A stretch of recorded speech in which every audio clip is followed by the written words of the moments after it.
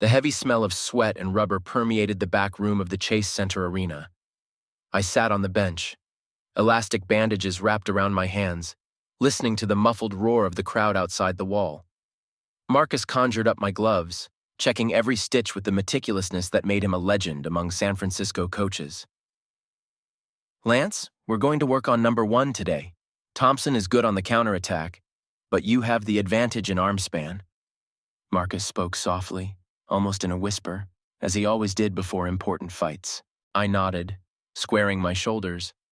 This was going to be the 18th fight of my professional career, and a win would get me closer to the title fight. Audrey had promised to be in the stands with the girls, though she usually avoided bringing our daughters to fights. "I don't want them to see their daddy get beat up," she always said. But tonight was special. A morning memory came to mind. Grace, my 7-year-old princess, braiding her blonde pigtails and telling 5-year-old Chloe that Daddy was going to be almost a champion tonight. Chloe, a copy of her mother, the same green eyes and upturned nose, listens to her sister with her mouth open, and Audrey stands in the doorway of the nursery, leaning against the jamb, and smiles some strange, unfamiliar smile. "It's time, champ." Marcus's voice snapped me out of my memories. We moved down the hallway toward the arena. The sound of the crowd grew with each step. Somewhere out there, among the thousands of spectators, sat my girls. I imagined Chloe clutching her mother's hand, and Grace trying to seem mature and unperturbed, though inside everything was trembling with excitement. The corridor ended with an archway, beyond which the abyss of the arena unfolded. The spotlights blazed into my eyes, turning the spectator seats into a blurry sea of shadows and lights. Marcus patted me on the shoulder. "Remember, you're here for them, for your girls." I stepped out under the spotlight to the first chords of my exit music, AC/DC's Back in Black. The familiar ritual: walk to the ring, duck under the ropes, test the elasticity of the pavement with a few jumps. Opposite, in the blue corner, Jake Thompson was already jumping on his toes. 20 fights, 17 wins, 13 by knockout. A dangerous guy from Texas with a reputation as a puncher. My gaze slid over the stands, searching for familiar faces. On the 4th row, I saw them. Grace in her favorite blue dress, Chloe with a teddy bear in her hands, and Audrey's seat was empty. My heart hammered faster, but I forced myself to focus on the fight ahead. Maybe she'd just stepped out. Maybe. The referee gathered us in the center of the ring for a briefing. Thompson smelled like menthol ointment, his eyes cold and focused. I heard the ref's voice as if through absorbent cotton. "No low blows. Defend yourselves at all times. Listen to my commands." The gong sounded abruptly. We began circling the ring, probing the distance with jabs. Thompson moved easily for his 220 pounds, but I could see a slight stiffness in his movements, the result of a recent knee injury that had been in the sports news. The first round was spent scouting. I worked the jab, keeping my distance, allowing Thompson to open up. Marcus was right. My advantage in arm span gave me the opportunity to control the fight. Between rounds, I looked again at the seats where the girls were sitting. Audrey still hadn't shown up. The second round started more actively. Thompson, apparently having been instructed by his corner, went forward, trying to shorten the distance. His right cross whistled near my ear. I barely had time to dodge and respond with a double jab right straight. The second punch hit, and I saw Thompson lose his balance for a moment. The crowd roared. I heard Grace's shrill cry, "Daddy, come on!" That voice gave me strength. I spent the next 2 minutes methodically working Thompson's body, draining his strength. His injured knee was beginning to fail him. He was leaning more and more on his right leg. Between the second and third rounds, Marcus was brief. "He's tired. Finish this round." I nodded, taking a gulp of water. Sweat flooded my eyes, but I felt an unusual clarity of thought. Somewhere in the back of my mind, anxiety over Audrey's absence was pulsing, but I drove those thoughts deeper. Now was not the time. The third round began with my attack. I pinned Thompson against the ropes with a series of punches, giving him no room to maneuver. His defense was weakening by the second, and then I saw a gap. For a split second, he dropped his left arm, trying to protect his exhausted body. My right hook hit him square in the jaw. Thompson collapsed. The referee started the count, but it was obvious. By TKO in the third round, I had won my 17th victory. The arena erupted in applause. Marcus jumped into the ring, clutching me in a bear hug. Photographers surrounded us in a tight ring, camera flashes blinding my eyes. Through the roar of the crowd and congratulations, I looked again at the fourth row. Grace was jumping on the spot, waving her arms. Chloe was just shining. But there was still an empty seat next to them. Later, when the first wave of congratulations and interviews had subsided, I asked Marcus, "Have you seen Audrey?" He shook his head. "Maybe stuck in traffic. It's crazy here today." I nodded, but something inside clenched. Audrey was never late. In 8 years of marriage, she'd always been punctual to the minute. Something was wrong. I could feel it with every cell in my body, but wrote the anxiety off as adrenaline. "Come on, champ. Time to go to the locker room." Marcus tugged on the sleeve of my robe. "The girls are probably already waiting for you there." I took one last look around the arena before ducking under the ropes. The empty seat on the fourth row seemed to mock me. The locker room smelled of antiseptic and victory. Marcus carefully unwrapped the bandages from my arms as I sat on the bench, still feeling the slight shiver in my muscles from the fight. My phone buzzed on the table next to me. Congratulatory messages poured in one after another, but the one important call was still missing. "Dial her again," Marcus advised, noticing me checking the screen for the 10th time. The beeps, long unanswered beeps. On the fourth ring, my voicemail went to voicemail and I heard Audrey's familiar voice. "Hello, I can't answer right now." There was a knock on the door. It was Missy, our neighbor, with the girls. Grace flew in first, throwing herself around my neck. "Daddy, you were so cool. I saw everything. And at the end, like you, bam!" Chloe, more reserved, just hugged my legs, cradling her tattered bear to her chest. I lifted her into my arms. "Where's Mommy?" Grace asked, looking around the locker room. "Probably stuck somewhere." I tried to sound nonchalant. "You came with her, didn't you?" Missy shook her head. "Actually, Audrey called me this afternoon and asked me to pick up the girls. Said she had some urgent business to attend to, but she'd drive right up to the start of the fight." Something cold moved in my chest. I looked at Marcus. He was frowning, folding towels. "Okay, let's go home." I tried to smile. "Who wants pizza on the way?" "Iya! Iya!" the girls shouted with glee, and for a moment, anxiety receded before their genuine joy. We pulled into our favorite pizza place on Castro Street. Mientras Pizza was open late, and old Joe, the owner, always had a table for us by the window. Today he greeted us in a particularly solemn manner. "My champion! I saw the fight on TV, it's on the house." Grace ordered her favorite pepperoni. Chloe chose the margarita. I watched them eat, smearing tomato sauce on their cheeks, and kept dialing Audrey's number. Voicemail, voicemail, voicemail. "Daddy, can I have a Coke?" Grace squinted slyly. "Just today, in honor of the win." I winked at her and she brightened. Chloe dozed off on the way back, snuggled against my shoulder. Our house in the Richmond neighborhood greeted us with dark windows. Usually there was a light on in the kitchen at this time. Audrey liked to read there before bed, with a cup of chamomile tea. I carried Chloe into the nursery, carefully changing her into her unicorn pajamas, a gift from last Christmas. Grace, already in her flannel pajamas, climbed onto her sister's bed. "Can I sleep with Chloe tonight?" I nodded, adjusting the blanket. "Just no talking until morning." "Dad," Grace was suddenly serious, "is Mommy really coming soon?" "Of course, sunshine. Go back to sleep." In the hallway, I stopped, listening to their whispers. Grace was telling her sister how Daddy beat that scary uncle and Chloe was sleepily humming away. Our bedroom looked untouched. The bed was neatly made, and there was an open book with a bookmark on Audrey's bedside table. I picked it up. Jane Eyre, my wife's favorite novel. The bookmark was on the same page as a week ago. In the bathroom, I noticed the first warning signs. Some of the bottles from the shelf were gone. Audrey's favorite terry cloth robe was missing. I opened the bedroom closet. Several shelves were empty. The dresser was missing linens. The trail of missing items was barely visible, as if someone had very carefully removed pieces of the mosaic from the big picture. The phone was silent.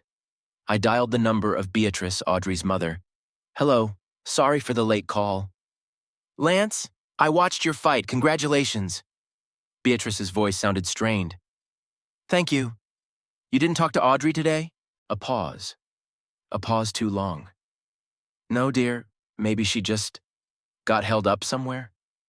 Something in her tone suggested she knew more than she was saying. But I didn't press. Yeah, I guess so. Sorry again. I went down to the kitchen, got a beer out of the fridge. On the door, under a magnet, was a shopping list in Audrey's handwriting. Milk, bread, apples for Chloe. An ordinary list, an ordinary evening. Only the house seemed strangely empty, as if the air had been sucked out of it. The doorbell rang, making me wince. My heart jumped. Audrey. But Marcus was there with a paper bag in his hands. Thought I'd stop by. How are the girls? Sleeping. I let him in. Want a beer? He nodded, settling into a chair. Everything okay? I don't know. I rubbed my face with my hands. Something's not right, Marcus. I can feel it, but I can't figure out what. He pulled a plastic container out of the bag. Gina handed you her specialty pie. Says champions need to eat well. We sat in the semi-darkness, sipping beer and looking at the pictures on the mantelpiece. Marcus didn't ask any questions. He was just there, and I was grateful for that silent presence. Around 2 in the morning he left, and I stayed sitting in the living room. Outside the window, streetlights flashed, cars occasionally drove by. Every sound of tires on the asphalt made me shudder. Now she would come in, say that she was stuck in traffic, that her phone was dead. I dozed off in my chair in the morning. I woke up to the sound of footsteps, Grace coming down to the kitchen. Daddy? Isn't Mommy back yet? I looked at my phone, no calls or messages. No, honey, let's make breakfast for Chloe, shall we? Grace nodded, climbing into my lap. Can we have pancakes? Mom always makes pancakes on Sundays. Of course you can, I hugged her, feeling something heavy and cold growing in my chest. Only they won't be as pretty as Mom's. That's okay. Grace kissed my cheek. As long as they taste good. We stood in the kitchen, trying to replicate Audrey's recipe, and the sun was slowly rising over San Francisco. I watched Grace diligently stir the dough and thought about how I had to be strong, for their sake. Sunday morning dragged on interminably long. The pancakes turned out lumpy, but the girls bravely ate everything I made, assuring me that it was really good, Daddy. Chloe even asked for more, though I could see her wrinkling her nose at every bite. By 10 o'clock, I was about to call the police. Marcus arrived unannounced, bringing a box of donuts for the girls and fresh coffee for me. Grace, honey, he winked at my oldest. Would you show Aunt Gina your new dolls? She's waiting in the car. Gina, Marcus's wife, was a lifesaver. She took the girls to the park, giving us a chance to deal with the situation. I dialed the local police station, but at that moment the mailman dropped something in our box. I'll go. Marcus got up first. He returned with a thick cream envelope in his hands. Audrey's handwriting. My fingers trembled as I tore open the envelope. Do you want me to leave? Marcus asked. I shook my head. The letter was written on expensive paper. The same paper Audrey kept in a special box for special occasions. The smooth lines of her calligraphic handwriting filled both sides of the sheet. Dear Lance, by the time you read this letter, I'll be long gone. I'm sorry I didn't have the courage to tell you in person. I just couldn't look the girls in the eye and explain to them what I didn't fully understand. For the last 2 years, I've felt like a ghost in my own house. Your training, your fights, your career, it's all taken over our lives completely. I know you're doing this for us. I know you're a great dad and you care about our future. But I'm just, suffocating. I met a man. His name is Julian. He showed me that life can be different, calm, measured, without the constant fear for you every time you step into the ring, without having to explain to the girls why Daddy has another black eye or why he can't go to the park with them because of another injury. I'm going with him. We planned this a long time ago, and last night was the only chance to leave in a way that would cause less pain. I know that sounds selfish. I guess it is. I'm leaving the girls with you. You're better at taking care of them than I am. You have a steady income, the support of Marcus and his family, our home. Right now, I have nothing but a desire for a fresh start. Please don't try to find me. I'll text you when I'm ready. And yes, I know it's legally very complicated. My attorney will contact you next week. I will sign all the necessary paperwork to give you full custody of the girls. I'm sorry, and please tell the girls that I love them. I just can't be the mom they deserve right now. Audrey. I reread the letter 3 times before raising my eyes to Marcus. He sat silent, clutching the cooled coffee in his hands. She planned the whole thing. My voice sounded foreign. Used my fight as a cover. Bastard was the first swear word I'd heard from Marcus in the 15 years I'd known him. I stood up, walking over to the window. There were children playing outside, some woman walking her golden retriever, and an old man in the next house pruning roses. Just an ordinary Sunday morning, as if the world hadn't just collapsed. How will I tell the girls? That question pulsed in his head. The truth. Marcus walked over, putting a hand on my shoulder. Just the truth, Lance. They'll understand. Maybe not now, but they'll understand. My phone vibrated in my pocket. Gina texted that they were on their way back from the park. I glanced at the clock, almost noon. I needed to decide something, do something, but my whole body felt like it was filled with lead. You know what? Marcus took the letter from me. Let's have lunch first. Gina's bringing pizza, and then we'll figure out what to do next. I nodded, feeling endlessly grateful to have him around, for not speaking trite words of comfort, for just being there. The girls flew into the house with a bunch of balloons. Gina always knew how to turn an ordinary walk into a holiday. Chloe immediately climbed into my lap, showing me a pink unicorn painted on one of the balloons. Daddy, where's Mommy? Grace asked in that peculiar tone that children ask questions with, already suspecting an unpleasant answer. I looked at Marcus. He nodded faintly. Girls, we need to talk. I patted the couch next to me. Sit down. Grace sat down, straightening her back, just like Audrey did when she was getting ready for a serious conversation. Chloe continued to hold on to her balloon, but I could see her fingers twitching. Mom, I stammered, choosing my words. Mommy's gone. She wrote a letter. She had to go away for a while. Gone where? Grace asked immediately. I don't know, Sunshine. When will she be back? Her throat constricted. I don't know. Chloe pressed herself tighter against me, tucking her face into my shirt. Her shoulders trembled. She doesn't love us anymore? Grace's voice trembled. No, she doesn't. I pulled her to me, hugging both girls. She loves you guys very much. It's just, sometimes adults do stupid things, even when they love. Gina sobbed inaudibly somewhere behind me. Marcus said something quietly to her, and they walked out into the kitchen, leaving us alone.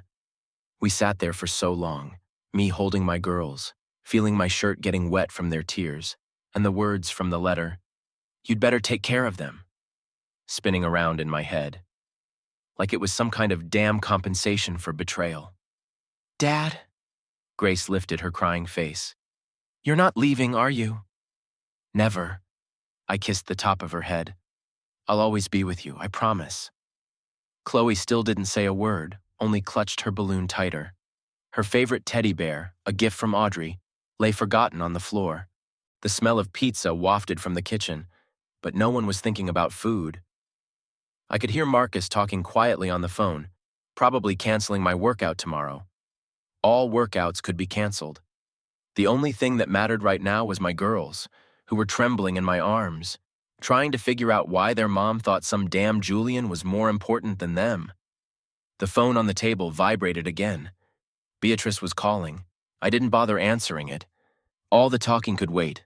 Right now, I just needed to be here, holding my daughters and trying to glue their broken hearts back together. The day was slowly fading outside the windows, turning the living room into a cave of shadows.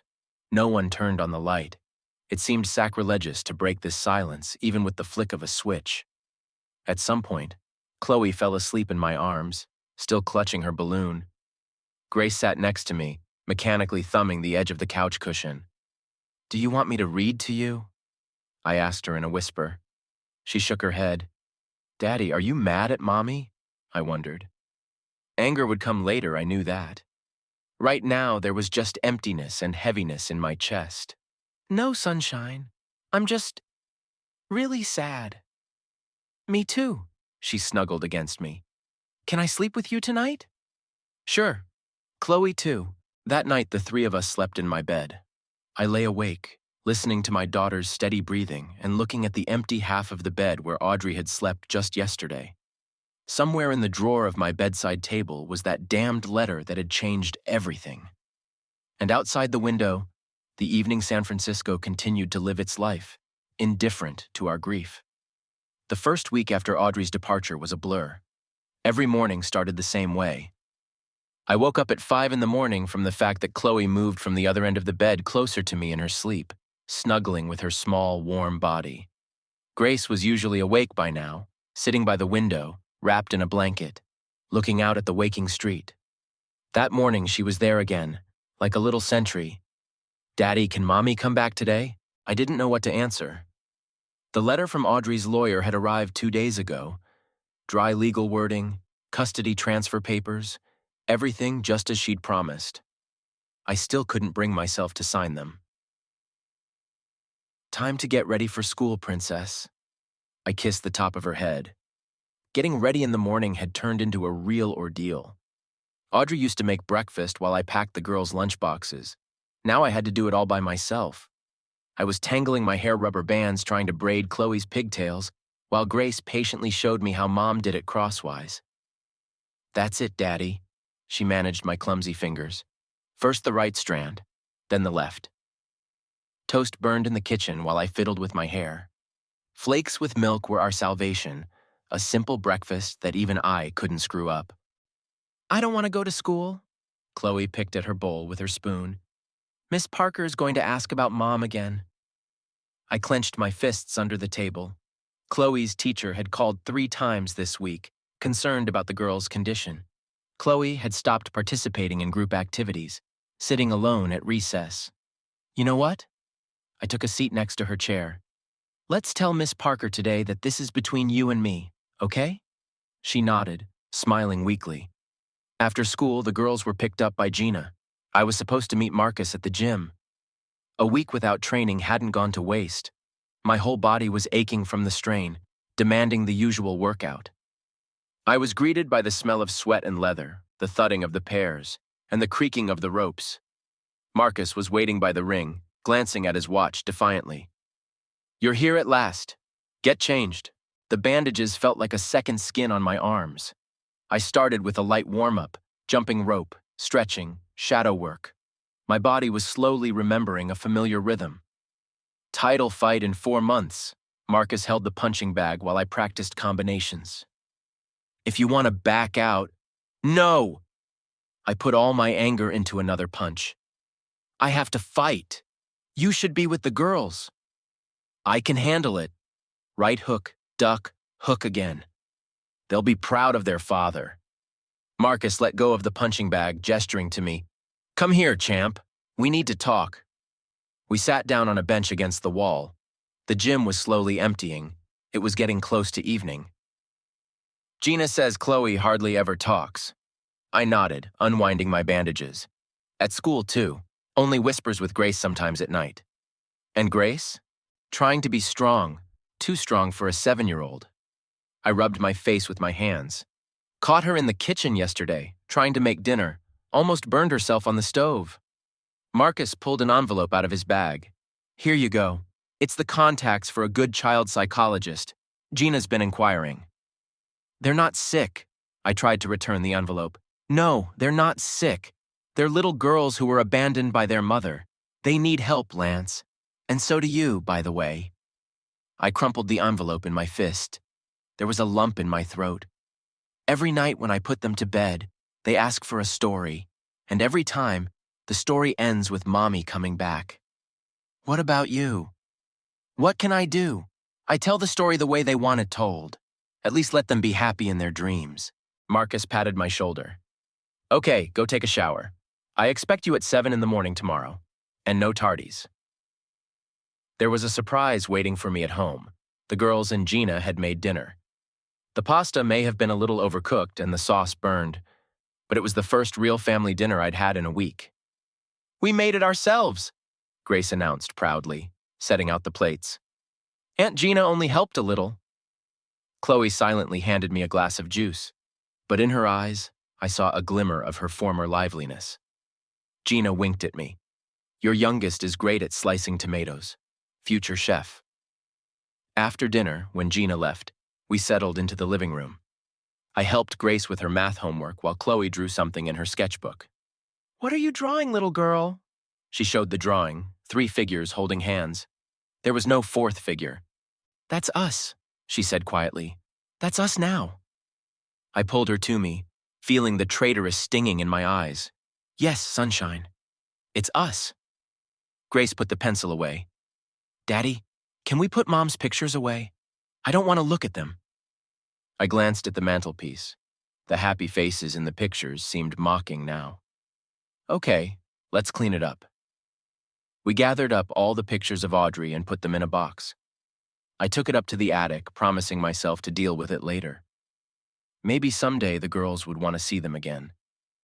In the evening, as I put my daughters to bed, I told them a different story for the first time. Not about Mommy coming back, but about 2 brave princesses who were stronger than all the dragons in the world. "What happened next?" Chloe asked sleepily. "And next, they lived with Papa King, and he loved them more than anything in the world." "More than the crown?" Grace clarified. "More than all the crowns in the world." When they fell asleep, I sat in the kitchen for a long time, looking at the envelope from the counselor. Tomorrow. Tomorrow I'd call and get them an appointment. For now, I needed to go over my practice schedule and make a new schedule to keep up with everything: school, practice, homework. The shopping list Audrey had written was still hanging on the refrigerator. I took it down and threw it away. We needed a new list, new rules, a new life. In the bedroom, I pulled out my phone and dialed Marcus's number. "Listen, about practice tomorrow. Can we start at 8? I need to take the girls to school." "Sure thing, champ." You could hear the smile in his voice. "You can handle it." I know, I have no choice. I got into bed, listening to the quiet breathing of my daughters in the next room. For the first time in a week, they were sleeping in their nursery instead of with me. A small step forward. Audrey's book still lay on the nightstand. Tomorrow I'll put it away too. Tomorrow a new day begins. We can handle it. We have to. 2 years flew by like a day. It is strange how quickly one gets used to a new reality, to the empty half of the bed, to the absence of women's cosmetics in the bathroom, to the need to iron the school uniform in the morning. During this time, the girls and I developed our own special rhythm of life. Every morning began at 6. I cooked breakfast while Grace helped Chloe braid her pigtails. My eldest had long ago mastered all the wisdom of hairstyles and taught her sister. At 7:30, we got in the car. First school, then the gym. In the evening, Gina would pick up the girls from after school, and on weekends we'd have daddy days. Pizza, movies, amusement parks, or just walks along the waterfront. That morning it was business as usual. I was frying pancakes, listening with the edge of my ear to the girls getting ready for school. "Daddy!" Grace flew into the kitchen with a hairbrush in hand. "Chloe has a performance in the school choir today. Did you remember?"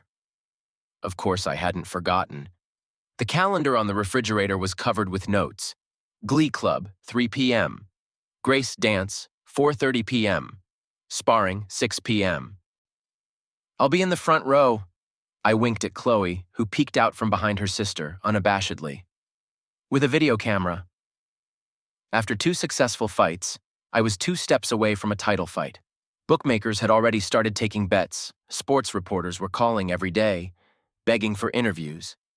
But today's main event was the performance of my youngest. "Who wants a Nutella pancake?" I turned around with a plate in my hands. "Ia!" the girls echoed in unison. Grace, now 9 years old, was busily arranging the plates. At 7, Chloe was still silent, but the child psychologist said it was normal. She was just dealing with the trauma in her own way. The phone vibrated. A message from Marcus. "Don't forget about the press conference on Thursday, and bring the girls to the barbecue on Sunday. Gina misses you." I smiled. Marcus and Gina had long ago become our second family.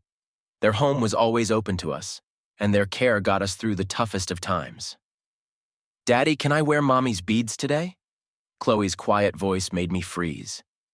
For a second, the kitchen fell into silence. Grace stopped chewing, looking at me warily. "What kind of beads, Sunshine?" "The pearl ones. The ones in the jewelry box in the attic." I didn't realize the girls had found that box. We hadn't talked about Audrey in months. By unspoken agreement, the topic was off limits. "Of course you can." I tried to keep my voice steady. "I'll get it." The attic smelled of dust and old books. A box of Audrey's things stood in the far corner, untouched since that evening. Pearl beads lay on top, wrapped in a silk handkerchief, a wedding gift from Beatrice. As I descended the stairs, I heard Grace whisper to her sister, "Why did you ask? Daddy will be sad now." "But those are Mommy's beads." "We don't have a mom anymore." Grace's voice had that unchildlike hardness in it that had come over her since Audrey left. I cleared my throat as I entered the kitchen. "Here you go, Princess." Chloe took the beads gingerly, as if they might fall apart at my touch. Grace defiantly ducked into her plate. "We're late," she said in such an accurate mom tone that my heart snapped. On the way to school, I watched in the rearview mirror as Chloe picked over the pearls with trembling fingers. In the light of the morning sun, they seemed almost alive. After practice, I stopped by the house to change before the school concert. There was a message flashing on my answering machine. Beatrice had called. We hadn't spoken since she was trying to defend her daughter's act. "Audrey's just confused," she said then. "Give her time." I hit the play button. "Lance, we need to talk. It's important. Please call me back." Something in her voice made me wary. The call rang just as I was about to leave. "Hello?" "Lance, thank God."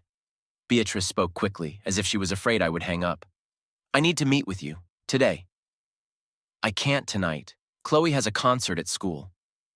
"After the concert. It's really important." I looked at my watch. 7 o'clock at the cafe by the school.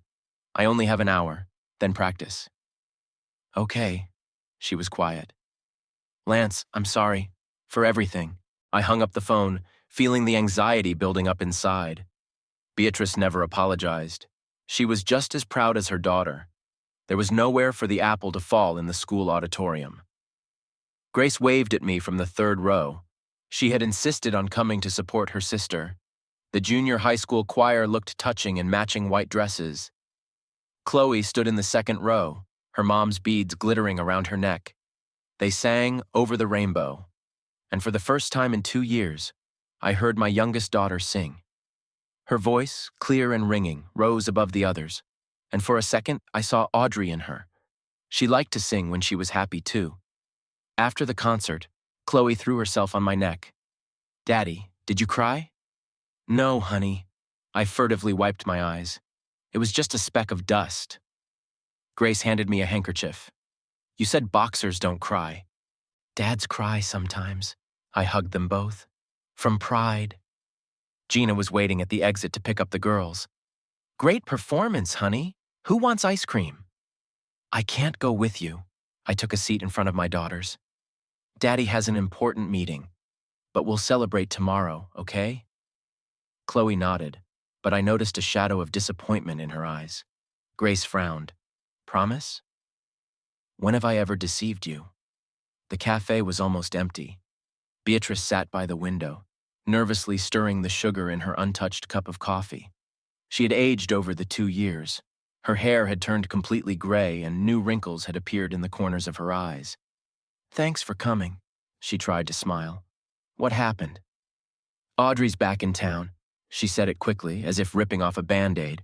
"She wants to see the girls." The world tilted. My ears rumbled like before a knockout. "No." "Lance, listen." "No." I stood up. "We're done. She's changed. That man, Julian, he's long gone. She's seeing a therapist, working 2 years." My voice shook. 2 years she's had no interest in her daughters. Not one phone call, not one birthday card, nothing. She was afraid. Weren't they afraid? Do you know how many nights Chloe woke up screaming? How many times Grace asked what she'd done wrong since Mommy left them? Beatrice lowered her head. She's their mother. No, she's the woman who abandoned them. A mother is someone who is there for you every day, who kisses their broken knees, who reads them bedtime stories, who… I paused. They don't have a mother anymore, and that's her choice. She's coming tomorrow. Beatrice looked up at me. Here, at 3 o'clock. Please, Lance, at least hear her out. I walked out of the cafe without looking back. My hands were shaking so bad I had to dial Marcus's number twice. Cancel practice. I took a deep breath. She's back. The next day was unusually hot for San Francisco. I stayed up all night, tossing and turning in bed and listening to the girls' quiet breathing behind the wall.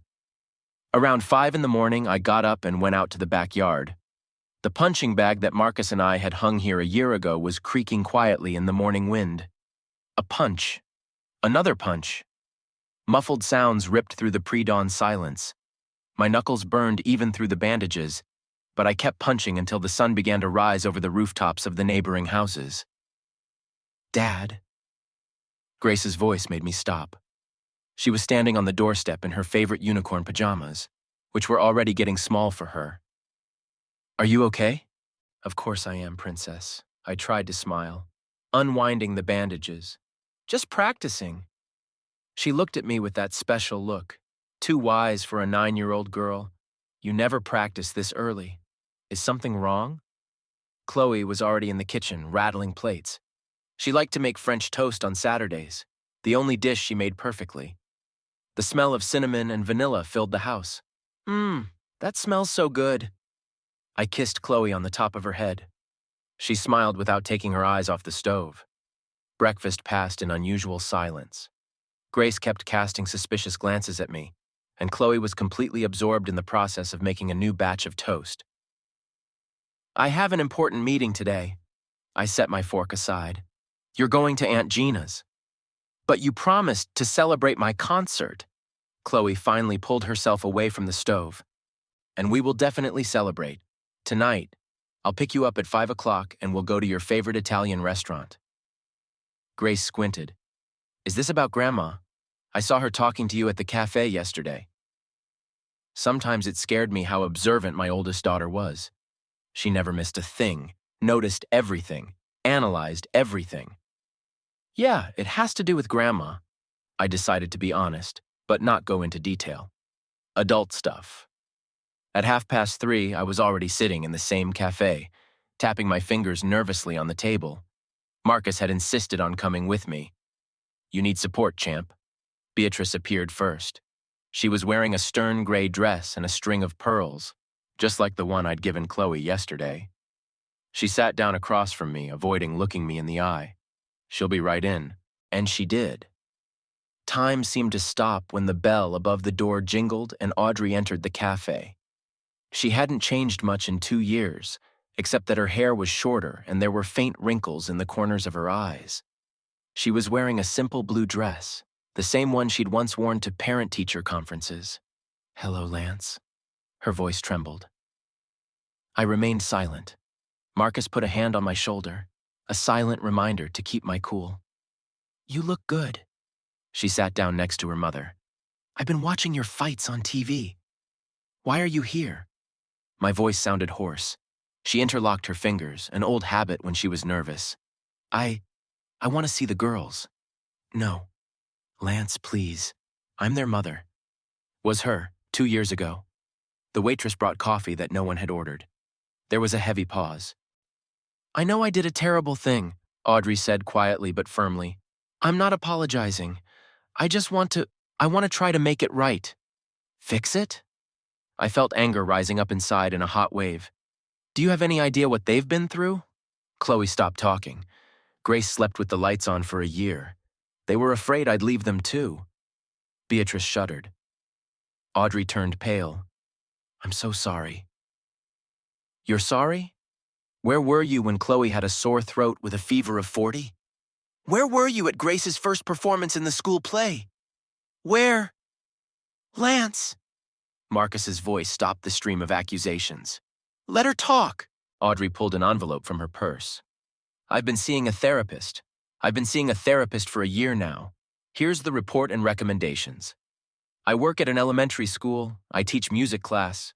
I'm trying to be a better person. At whose expense? I grinned bitterly. At the expense of their childhood? I know I don't deserve a second chance. She looked up. But they deserve a mother, even one as imperfect as me. They had a mother who left them for some... Julian left after 6 months, she interrupted me. Or I left him. That doesn't matter anymore. What matters is what I realized. I made the biggest mistake of my life. I looked at her and didn't recognize her. Where was the Audrey who made pancakes on Sundays? Who knew all the fairy tales by heart? Who kissed my bruises after fights? They don't know you're back, I finally said, something that had been tormenting me since yesterday. And I don't know how to tell them that. I understand, she nodded, but I'm not going anywhere. I got an apartment not far from here. I have a job. I'll wait as long as it takes. Beatrice raised her voice for the first time. Maybe just tell them first? Let them decide. Marcus coughed quietly. She's right, Lance. The girls are old enough to have a say. I pulled out my phone, opening the gallery. The last picture was Chloe in a white dress at last night's concert, her mom's beads gleaming around her neck. Here, I turned the screen toward Audrey. Your daughter sang a solo last night in your beads. Do you know what she said after the performance? Daddy, maybe if I sing well, Mommy will hear and come back. Audrey covered her face with her hands. Her shoulders trembled. I have conditions. I put the phone away. First, no surprises. I'll tell them myself when the time is right. Second, first meetings are only in my presence. Third, at the first sign that they're uncomfortable, you disappear from their lives, forever. She lifted a tearful face. I agree to everything. Just give me a chance. Not you, I stood up. To them. I'm doing this for them. Marcus stood up too. We'll call, when we're ready. Walking out of the cafe, I took a deep breath of the humid air. The day was drawing towards evening. It was time to pick up the girls from Gina's. You made the right decision. Marcus patted my shoulder. Right? I grinned bitterly. What if she dumps them again? What if... Hey, champ. He turned me around to face him. You're stronger than you were 2 years ago, and they're stronger. You'll make it through this, no matter what happens. In the car, I remembered the conversation I'd had with Grace that morning. She always sensed when something was wrong. How would she react to the news of her mother's return? And Chloe, just starting to sing again, to smile again. The phone vibrated, a message from Audrey. Thank you. I know I don't even deserve this, but I'll try not to let them down. Again. I didn't bother to reply. An evening with my daughters, the promised Italian restaurant, their favorite pasta and chocolate dessert lay ahead. Just a normal, happy evening. For now, I wanted to keep that simple joy of just being together, just being a family, as we had become over the past 2 years. And tomorrow would be a new day and new decisions. I parked in front of Marcus and Gina's house. From the open window came the girls' laughter. They were baking cookies with Gina. A normal Saturday. One last ordinary Saturday before their world turned upside down again. God, I thought, give me the strength to do this right. The week after meeting Audrey passed like a blur. I procrastinated talking to the girls, finding new reasons every night. They're sleeping so well. Grace has an important test. Chloe just started singing again. Marcus didn't push, but his glances became more and more expressive. That morning I woke up earlier than usual to the sound of rain. The drops drummed on the roof, creating a cozy morning cocoon. There was a muffled whisper coming from the kitchen. The girls were already up and, judging by the smell, were trying to make pancakes. Hush, you'll wake Daddy. Grace's voice sounded conspiratorial. I accidentally did, Chloe giggled. The mixer is so loud. I lay there, listening to their fiddling, and thought about how these little moments had become the essence of our lives. How we'd learned to be happy as a threesome, and how one decision could ruin it all. The phone vibrated softly. A message from Audrey. Good morning. Just wanted to know, have you talked to them yet? I didn't reply. She'd written 5 such messages in the past week, each more cautious than the last. Each went unanswered. "Daddy!" Grace knocked on the door. "We have a surprise!" They stood in the doorway with a tray, a mound of crooked pancakes, strawberries, syrup in an old china saucepan that Chloe had dug up somewhere in the cupboard. "Breakfast in bed," Chloe announced proudly. "Because you've been kind of sad lately," Grace added, looking at me intently. A lump rose to my throat. They could always sense my mood, no matter how hard I tried to hide it. After breakfast, as the girls ran off to get dressed for school, I dialed Marcus's number. "Today, I'll tell them today." "Are you sure?" "No, but we can't wait any longer." All day I wasn't myself. At practice, I missed a few obvious punches, much to the bewilderment of my sparring partner. At halftime, Marcus took me aside. "Focus, the title fight is in 3 months." "I know," I pulled off my gloves. "I just can't focus. Do you want Gina and I to come over tonight? Support?" I shook my head. "No, it should just be me." That evening, we sat in the living room. Grace was doing her math homework. Chloe was drawing something in her sketchbook. Just a normal night. The last normal night. "Girls," my voice sounded hoarse. "We need to talk." Grace lifted her head from her textbook. Chloe continued to draw, but I could see her shoulders tense. "Remember last week when I talked to Grandma?" Grace nodded. Of course she remembered. She remembered everything. "She came. She didn't come alone." The pencil in Chloe's hand froze. Grace slowly closed the textbook. "Mom's back," I said it quickly, as long as I had enough resolve. "She's in town, and she wants to see you."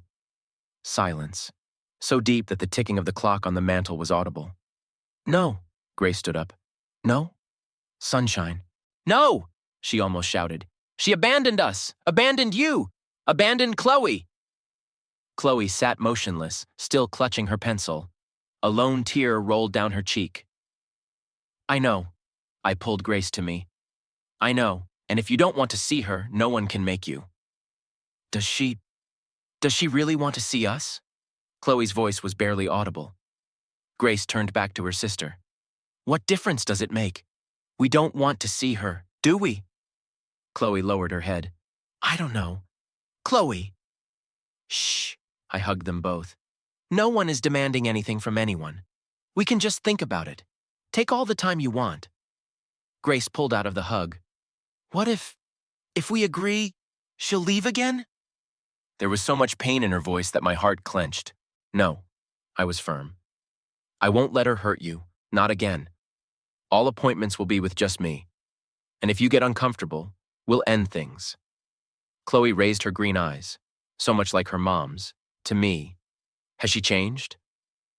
"I don't know, Sunshine, but she really wants to make things right." "I hate her." Grace began to cry again. "I hate her." I pulled her to me. "You have a right to be angry. You have a right to not want to see her." "Do you?" She lifted a crying face. "Do you want to see her?" A difficult question. I didn't know the answer myself. "I want you to be happy. That's all that matters." Chloe quietly came over and hugged me from the other side. Can I think about it?" "Sure, baby." "Traitor!" Grace ran out of the room. I wanted to follow her, but Chloe held me back. "She'll calm down. She's just scared."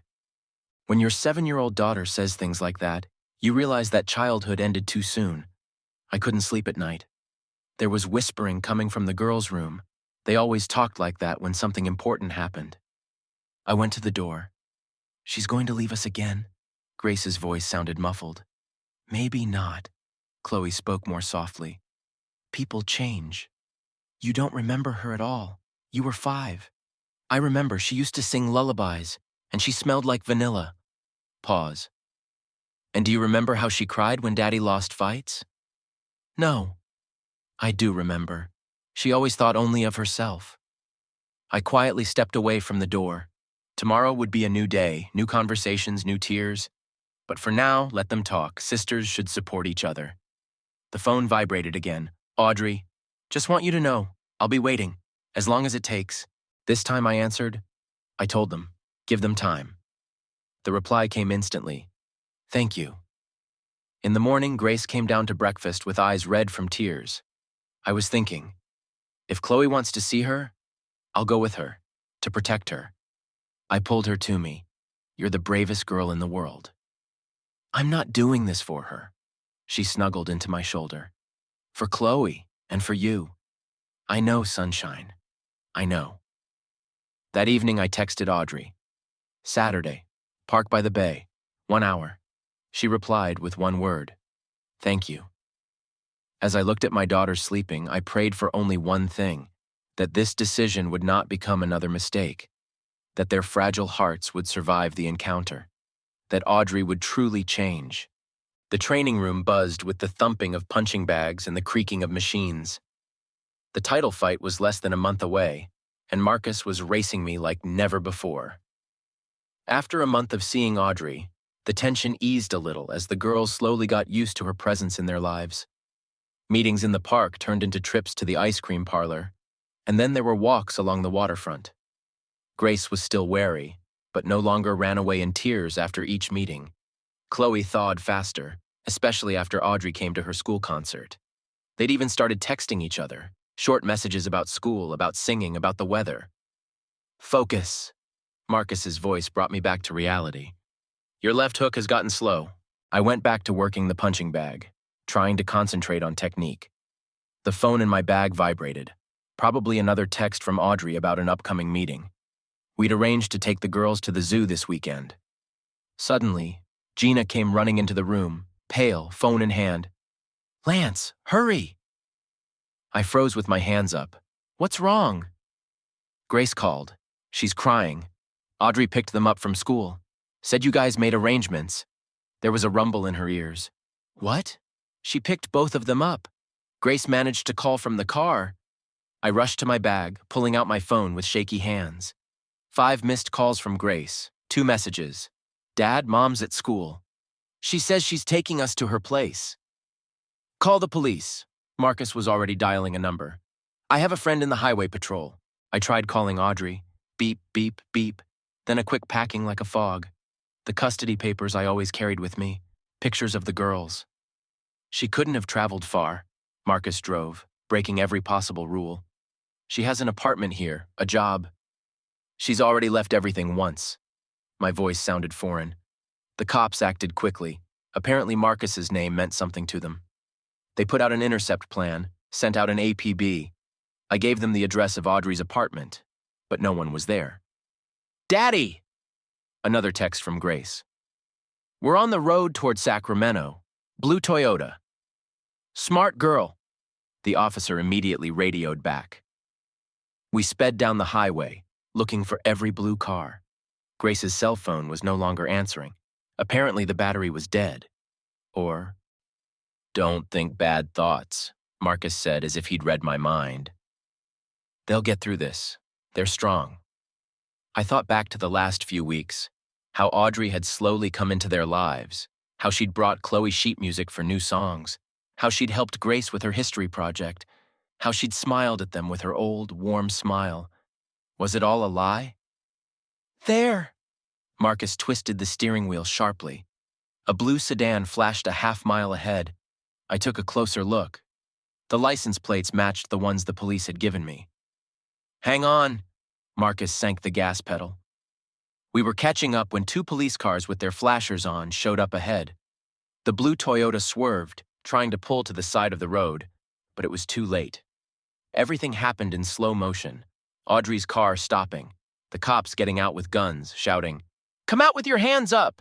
And then I saw them, my girls jumping out the back door and rushing toward me. Grace got there first, clawing at me like a tick. Chloe stumbled and fell, but she got up immediately and threw herself into my arms, too. Daddy!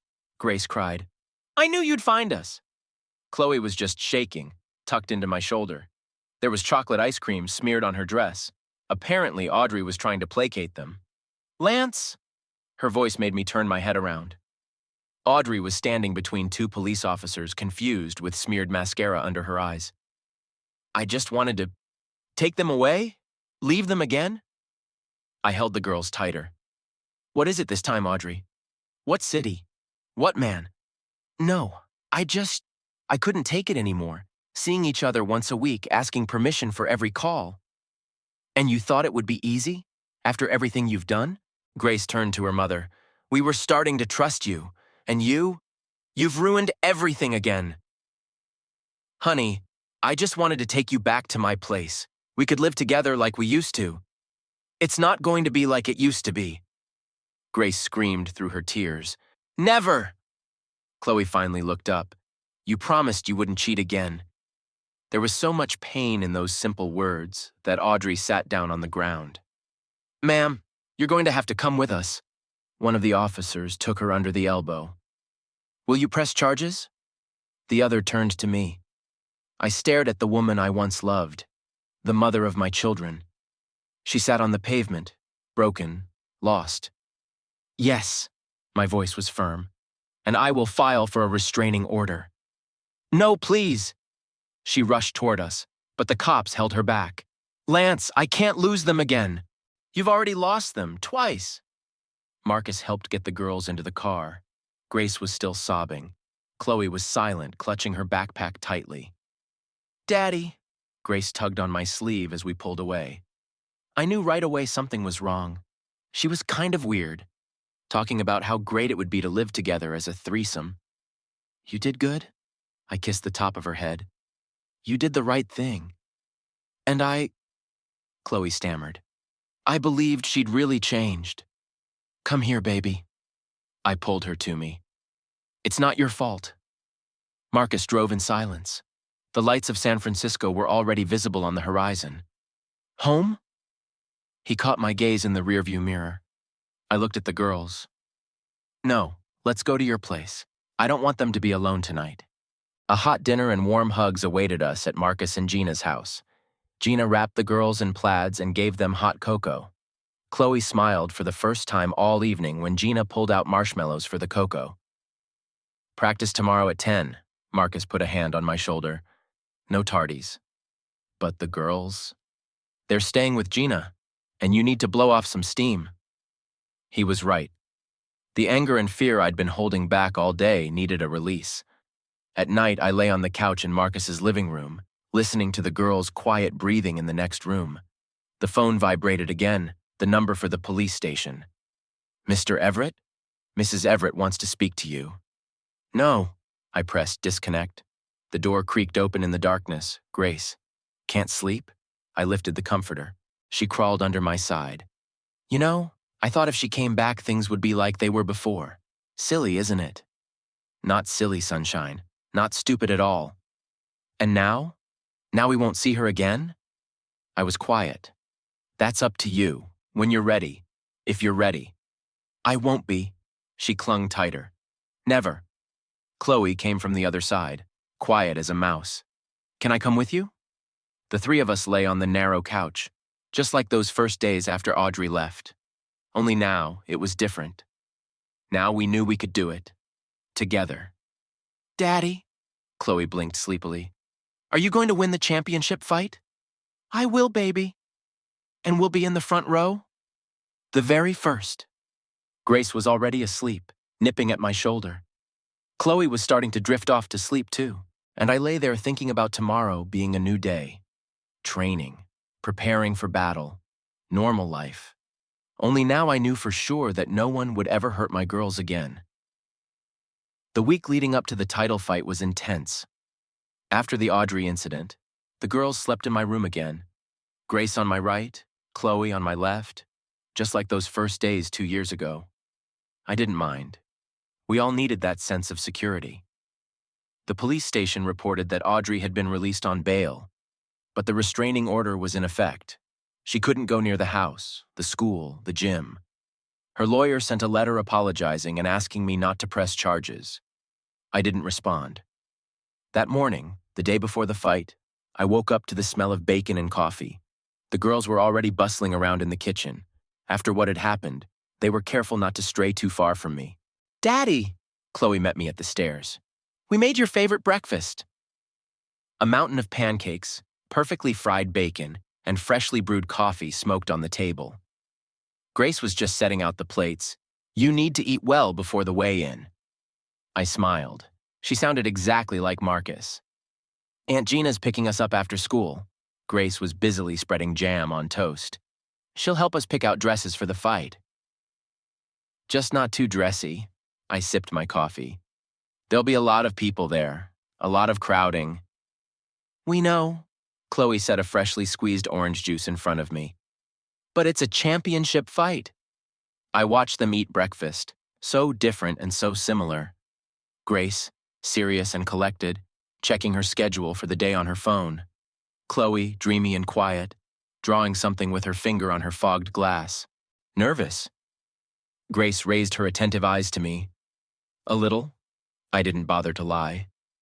We'd long ago learned to be honest with each other. You'll win, she said it with the same confidence she usually used to solve math problems. We'll be with you. The weigh-in was noisy. Cameras, reporters, bookies. My opponent James the Hammer Henderson, 30 fights, 27 wins, 19 by knockout. He was the favorite, younger, faster, with a more impressive record. How are the girls? Marcus was helping me get dressed after the weigh-in. Holding their own, I pulled on a t-shirt. Better than I expected. They're strong, like their dad. That evening we had the traditional pre-fight dinner, pizza from Mientra's, ice cream, a movie. Grace chose Rocky. She thought it was a good omen. Daddy? Chloe climbed into my lap during the movie. Is it going to hurt? A little. I kissed the top of her head. But I'm used to it. I'll close my eyes at the scary moments. Don't. Grace moved closer. We have to watch, so Daddy can feel our support. At night, I couldn't sleep for a long time.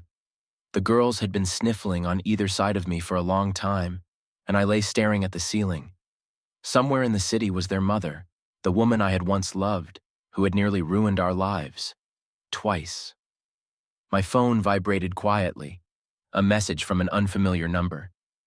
Good luck tomorrow. They deserve a champion. Oh.